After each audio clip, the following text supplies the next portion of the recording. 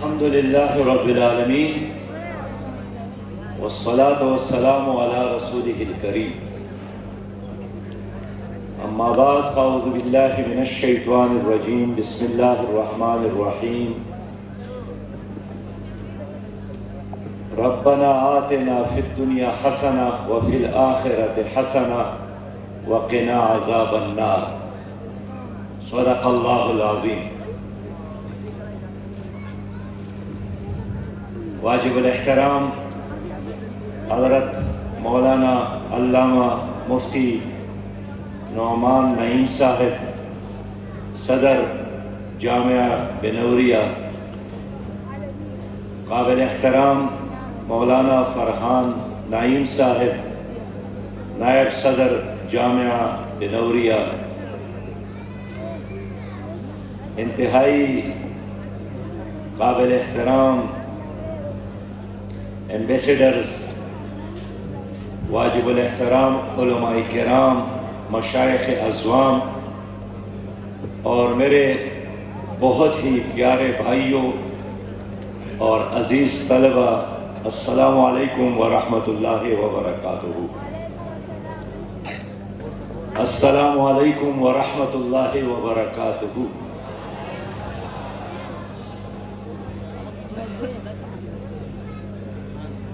میں حضرت مفتی صاحب کا شکریہ ادا کرتا ہوں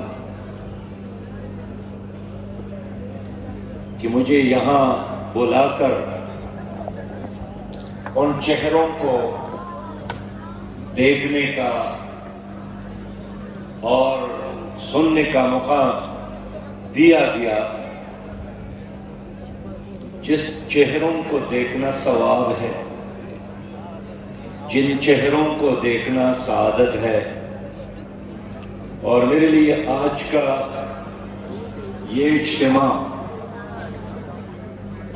بہت ہی قیمتی ہے اور میری زندگی کے ان لمحات میں شامل ہے جس پر میں بقیہ زندگی میں ہمیشہ فخر بھی کروں گا اور اللہ کا شکر بھی ادا کروں گا.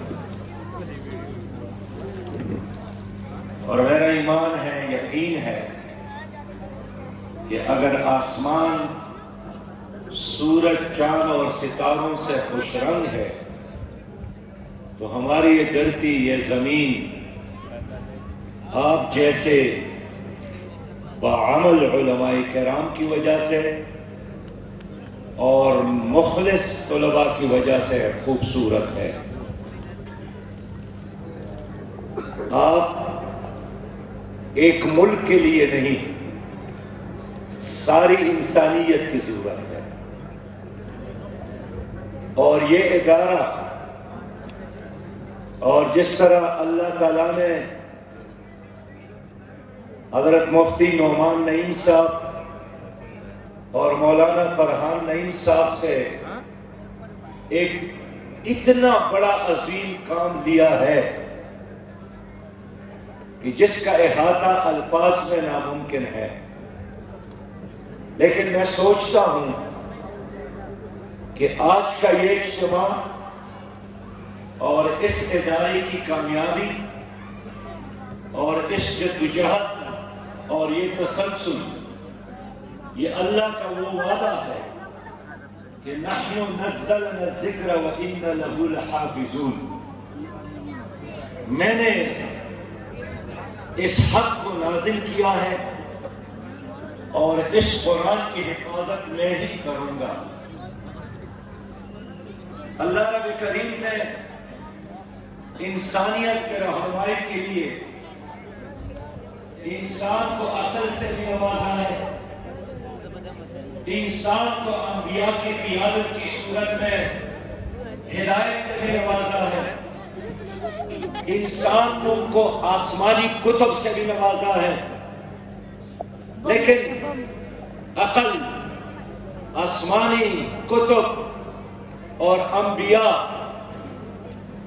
ان کا اختتام نبی مہربان صلی اللہ علیہ وسلم پر جب ہوا تو پھر اللہ نے اس کام کو، اس مشن کو جاری رکھنے کے لیے ایسے ہی اشخاص سے کام لیا، اس طرح تنظیموں سے کام لیا جنہوں نے ہر زمانے میں اس حق کو زندہ رکھا اور اس حق پر اپنی زندگیوں کو نچھاور کیا ہے۔ میں اس عظیم کامیابی پر مبارکباد پیش کرتا ہوں۔ ہمارا ایک بہت بڑا اجتماعی ادارہ OIC ہے، جس میں تمام اسلامی ممالک شامل ہیں، لیکن یہ ادارہ جس میں میں آج کھڑا ہوں اس OIC سے بھی زیادہ مؤثر ثابت ہو رہا ہے کہ ہمارا OIC ہم چاہتے ہیں کہ وہ بہتر ہو جائے، لیکن افسوس ہے امریکی ڈکٹیشن پر چلتا ہے، دجالی قوتوں سے مرعوب ہے۔ لیکن یہ ادارہ جس میں 64 اسلامی ممالک کے سفیر، وہاں کے نمائندے، وہاں کے طلبہ موجود ہیں، یہ امریکہ کی بجائے صرف اللہ سے ڈرتے ہیں۔ یہ دبنے والے، جھکنے والے، ڈرنے والے نہیں ہیں۔ اور میں سمجھتا ہوں کہ یہ ادارہ اس لیے مؤثر ہے کہ اس کا بنیاد رکھنے والا انسان جو آج اس دنیا میں نہیں ہے، تقوی اور اخلاص کے ساتھ اس کی عمارت اور اس کا سر بنیاد رکھا ہے۔ نبی مہربان صلی اللہ علیہ وسلم سے ایک صحابی نے پوچھا تھا کہ طاقتور کیا چیز ہے؟ نبی مہربان نے فرمایا کہ لوہا مضبوط چیز ہے۔ دوسرے نے پوچھا کہ اس سے بھی زیادہ طاقتور؟ فرمایا کہ ہاں آگ ہے، لوہے کا اگر اس میں ڈالا جائے تو پگھل جاتا ہے۔ پھر پوچھا کہ آگ سے بھی زیادہ طاقتور؟ فرمایا کہ ہاں پانی ہے، آگ پر ڈالا جائے تو آگ بھی بجھ جاتی ہے۔ پھر پوچھا کہ اس سے بھی زیادہ طاقتور چیز؟ فرمایا کہ ہاں وہ ہوائیں ہیں جو سمندروں سے پانی اٹھا کر ایک جگہ سے دوسرے جگہ تک پہنچاتی ہیں۔ تو ہم تو نہیں تھے، ہمارے لیے ایک آدمی نے سوال کیا کہ اللہ کے رسول لوہے سے، آگ سے، پانی سے اور ہواؤں سے زیادہ بھی کوئی طاقتور چیز موجود ہے؟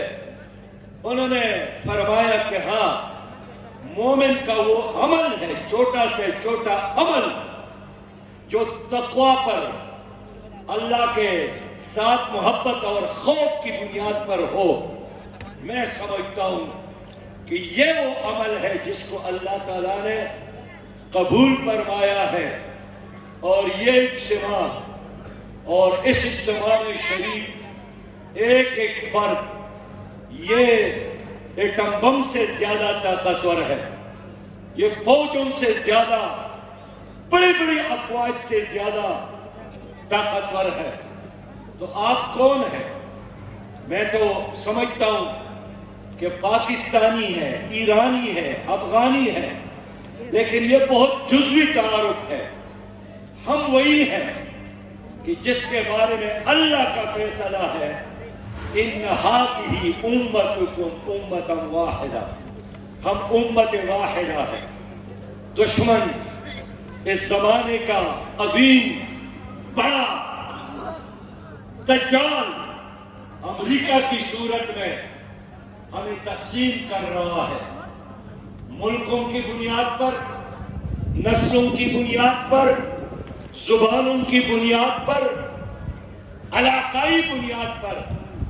لیکن آپ نے ان تمام تعصبات اور نفرتوں کی مصنوعی دیواروں کو پاش پاش کر کے ایک امت کا تصور دوبارہ زندہ کیا۔ یہ اتنا عظیم خدمت ہے جس کا جتنا بھی ذکر کیا جائے کم ہے۔ میرے بھائیوں، میں آخری بات کر کے اجازت چاہوں گا کہ اس وقت دنیا میں ہم 2.25 ارب ہیں۔ اس وقت ہم دنیا میں 58 اسلامی ممالک پر مشتمل ہے۔ اس وقت 9 سمندروں پر عالم اسلام واقع ہے۔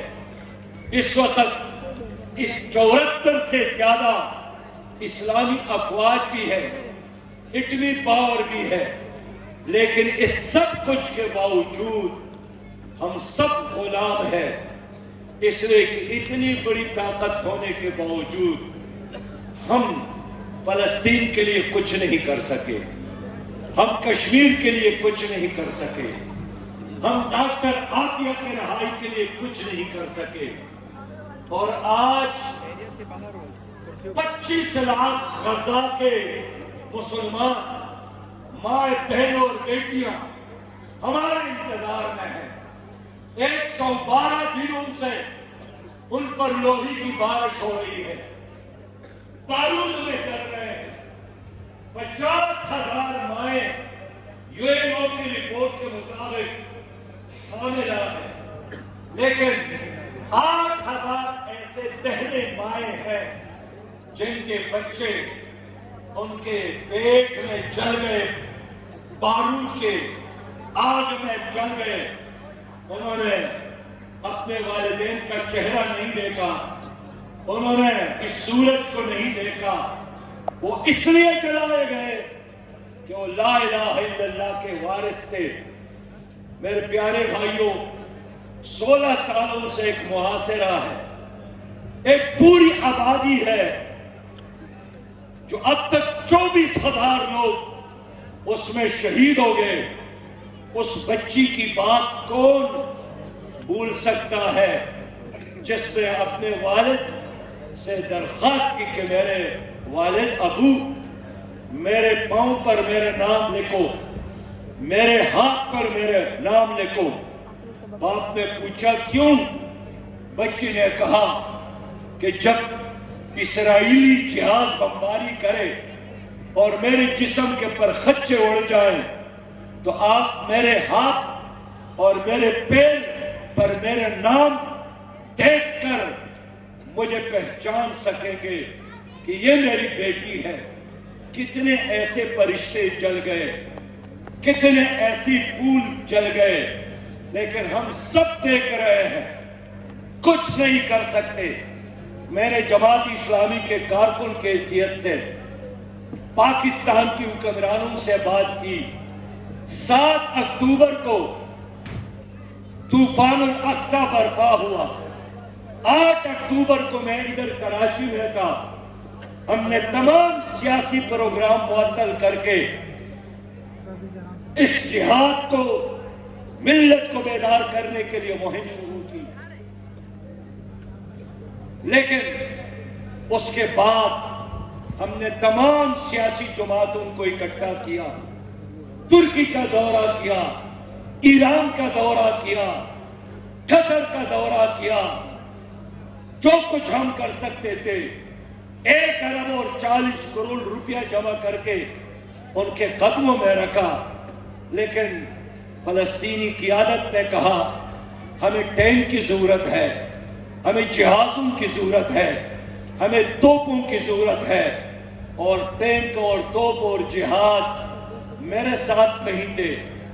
میں نے وعدہ کیا کہ اگر 8 فروری کو پاکستان میں جماعت اسلامی جیت گئی اور جماعت اسلامی کے ہاتھ میں حکومت آئی تو پاکستان کی فوج تمہارے ساتھ فلسطین میں ہوگی، میرا ٹینک اور جہاز اور توپ بھی تمہارے ساتھ ادھر دشمن کا مقابلہ کرے گا۔ میں آپ سے یہی اپیل کرنے آیا ہوں کہ آؤ مل کر دعاؤں کے ساتھ بھی ان کا ساتھ دے، لیکن آپ جہاں بھی ہیں ہر جگہ یہی کوشش ہو کہ پاکستان میں ایک ایسی حکومت قائم ہو جائے کہ عدالتوں میں قرآن اور سنت کا نظام نافذ کرے، ملک سے سودی نظام کا خاتمہ کرے، مخلوط نظام تعلیم کو ختم کرے، IMF اور ورلڈ بینک کی غلامی سے بغاوت کا اعلان کرے، اور پھر آگے بڑھ کر فلسطین اور کشمیر کی آزادی اور آبیات واپس لانے کے لیے عملی اقدامات کرے۔ میں آپ سے وعدہ کرتا ہوں، اور اتنے بڑے شیخ کی موجودگی میں اور ان اللہ والوں کے موجودگی میں، کہ اگر اللہ تعالیٰ نے پاکستان میں ایک دن کی حکومت بھی دی، ایک دن کے لیے، تو ہمارا پہلا اگر آپ دے رہے یہی ہوگا کہ پاکستان کا نظام قرآن اور سنت کا نظام ہوگا۔ وآخر دعوانا ان الحمد للہ رب العالمین۔